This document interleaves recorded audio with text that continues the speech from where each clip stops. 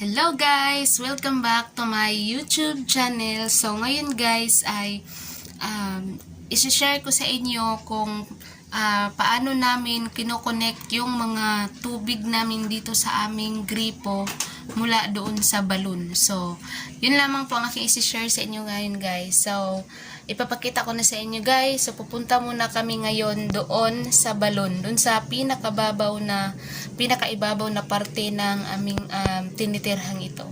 So just keep on watching. So dito guys ay papunta na po kami doon sa balon, and ang kasama namin ay itong aso namin si Dindin, at ito namang asawa ko ay nagsungkod-sungkod na parang tigulang. So malapit na pala kaming makarating sa guys, doon sa balon. Tapos ito yung mga ito yung mga hose na kinokonek. Dalawa to guys. Yung isa dito ay sa amin, pero hindi ko lang malaman kung saan yung sa amin dyan, kasi pareho sila ng itsura. Tapos guys, hinihingal talaga ako kasi sobrang layo. Biroon niya guys, nandun pa sa ibabaw, tapos yung bahay namin ay doon pa sa baba. So yung mga bahay-bahay dito, mga kaunti lang. Diyan may bahay, diyan may bahay. So halos dito sa amin guys ay halos mga 10 bahay lang kami dito na naninirahan. At ito yung lupa na kung saan pinapaalis na kami. Tapos guys, may bayabas dito guys. Tsaka yung mga bahay dyan guys, yun ang mga mga pinsan ko at uncle na sila yung ipapatira ng may-ari dito. Guys. So ayun guys, malapit na po kaming makarating guys sa Bayabas guys. At nakakita ang asawa ko ng native na bayabas. Yun. Sarap ito guys. Pero hindi namin alam kung matamis na ba yun. Yeah, ang tigas. Matigas, mapait. Tulog na. Hindi ako sigurado. So yun guys, dito mga kamuting kahoy pala to ng mother ko, ng aking ina. Tapos sige na, mag-ano ka na dun, mag-move. So ganito kahirap yung pinagkukunan namin ng tubig guys. Pero sa balon na itong aming pupuntahan ay napakalinis na. Kasi guys, walang kahit isang bahay dyan. Yun. Walang kahit isang bahay. So syempre, ibig sabihin na yung tubig na nandyan sa ilalim ay malinis. Kasi nga walang kabahay-bahay. So ito na guys, nakarating na kami. So yan pala ang mga maisan ng aking mama at papa. So harvested na yan guys, wala nang laman. Tapos meron pa doon sa pinakadulo. Diyan, meron pa diyan. Pero na-harvest na. Tapos yun yung kulo namin na laging namumunga, hindi naman napapakinabangan kasi wala namang masyadong kumakain ng kulo dito guys. No? So, at ito na nga guys ang aming balon. Dalawa to siya guys. Ito ay sa uncle ko ito, pero medyo wala na siyang tubig. Tapos yan, ipapakita ko na sa inyo guys kung paano namin siya kino-connect. Ayun. So, bali ang gagawin namin ay siyempre yung asawa ko lang kasi kaya ko naman guys, pero ayun nga, taga-video na lang ako. And yun, hindi ko na lang siya ipakita guys, total madilim naman dyan sa ilalim. So ito yung magiging hitsura kapag na kami ng tubig. Kasi yung tubig kasi namin guys, hindi siya palagi kasi siyang nawawala, lalo na ngayong tag-init. Aray, kinagat ako ng lamigas. Luma kasi yung hose namin guys. Yung hose kasi namin guys. So, ayun, hahayaan ko lang muna. Ha? Dugtong-dugtong lang yung hose namin guys. Hayaan ko muna na yung asawa ko ay mag-igib ng tubig mula dyan sa balon para mayroon siyang maipon dyan sa balde. So ngayon, napapaliwanag ko sa inyo kung bakit palagi kaming nagkukunik lang. Nagkukunik kami kapag gusto namin na mag-ipon ng tubig doon sa bahay. So ganito kasi yun guys. Itong mga hose kasi namin, ito. So nakaano kasi siya guys, mga putol-putol, mga kinukunik lang. Ayan kasi luma na, ayan o. So pinagdugtong-dugtong na lang namin para nilagyan na lang siya ng mga lumang interior.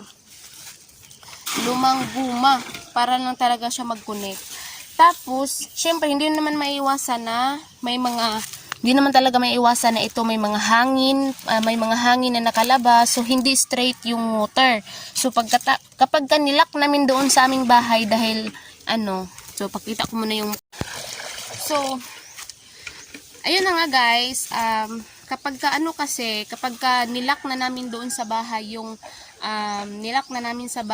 yung gripo kasi puno na yung mga lalagyan namin. So yung tubig kasi ay para siyang puputok siya sa mga butas-butas. Kaya kapag magamit na kami ulit, so wala ng tubig kasi nga mauubos ang hangin. So hindi namin nga inaakala guys na yung tubig ay yung ganitong klaseng pagpapatakbo ng tubig ay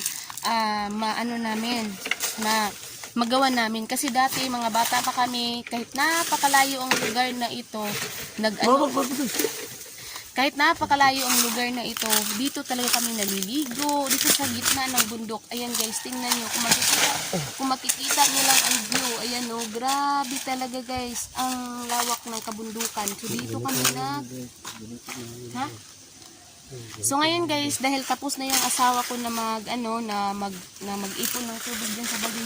So ito, ipapakita ko sa inyo kung ano ang gagawin next step. So ayun na guys. So kung makikita nyo, yung asawa ko ay na siya. Galing dyan sa tubig na naipon sa balde, nilalagay dyan sa hose na walang tubig. Wala pa kasing tubig yan. Tapos doon sa mga bahay namin, nakalak yun. At ngayon ay nilalagyan na ng asawa ko ng tubig. So mamaya ipapakita namin sa inyo kung paano magkukonect at nagwo-work ba itong ginawa namin. Pero talagang ito ang ginagawa namin guys. Wala kaming ginagamit na kahit anumang machine or ano pa bang mga teknolohiya. Wala. Ito lang talaga guys. Mano-mano. Kasi guys, hindi naman namin afford na makabili kami ng motor na para dito talaga sa pagpapasuyop ng tubig. So ngayon, ito ang ginawa namin. So ipapakita namin sa inyo. So ito kasi yung guys. So matakot lang ako na ilagay ko. Baka mahulog yung cellphone kung sira-sira na.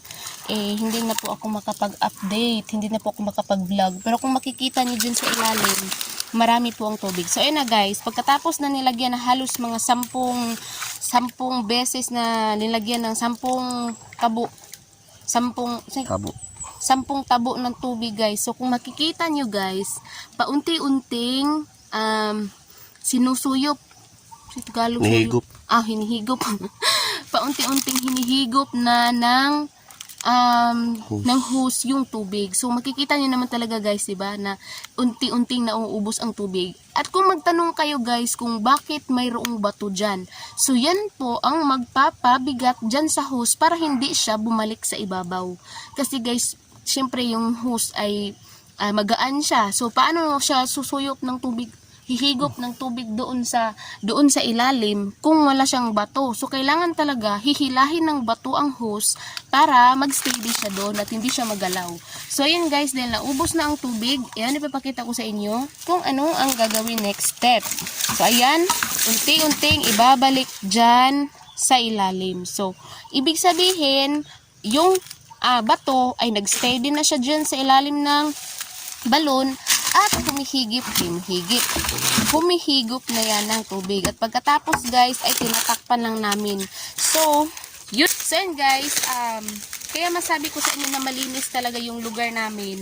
Kasi nga, lugar na ito dito sa aming balon. Kasi nga, walang kabahay-bahay, walang hayop na nakatira dyan sa ibabaw. So, ibig sabihin, malinis ang tubig. So, ngayon guys, ay uuwi na po kami. At tingnan natin at ipapakita ko sa inyo kung yung tubig ba sa bahay ay nag-flow na ba yung tubig. So, yun guys. Papakita ko po sa inyo. At kami po ay uuwi na. So, medyo malayo yung bahay kasi namin guys. Siguro guys, kung meron kayong balloon, tapos, nasa baba yung balloon, tapos yung bahay nyo ang nasa ibabaw, siguro hindi mag-work to. Hindi lang kay hindi siguro, hindi talaga mag-work. Sa amin nag-work kasi dahil nasa babaw yung balloon at yung bahay namin ay nasa baba, sa ibaba. So yun guys, papakita ko sa inyo mamaya. Just keep on watching.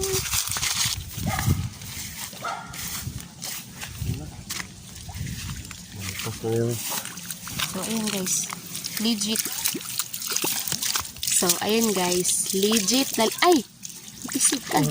So ayun guys, legit na yung tubig from balloon ay nandito na sa amin. Malapit na to sa amin guys. Malapit na po kami makarating sa aming bahay. So di ba guys, legit. Muna ko gamay. So yun guys, oh, kita nyo, basa na dito dahil yung tubig nga ay nag-flow na yung tubig kasi naputol doon. Kaya sabi ko sa inyo guys, yung balon namin ay yung, so yun guys, diba sabi ko sa inyo na yung balon namin ay yung hose namin ay putol-putol. Kaya yun, kung nakikita nyo, hindi pa kami nakauwi sa bahay ay naputol na talaga agad. So yun ang kasi nakalak pa doon sa aming bahay. So ganun yun. So papakita namin sa inyo mamaya guys kung legit na ba na may tubig na doon sa aming bahay.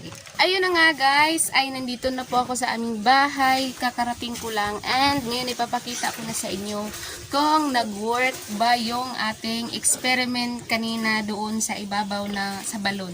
So yun guys, papakita ko na sa inyo yung hose namin ay mayroon ng lamang tubig. So ayan. Eto guys, diba guys, legit. Legit na legit yung tubig guys. O diba?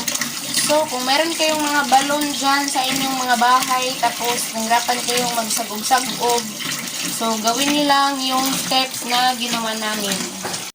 And yun lamang muna for today's video, and sana meron kayong natutunan sa video na to, at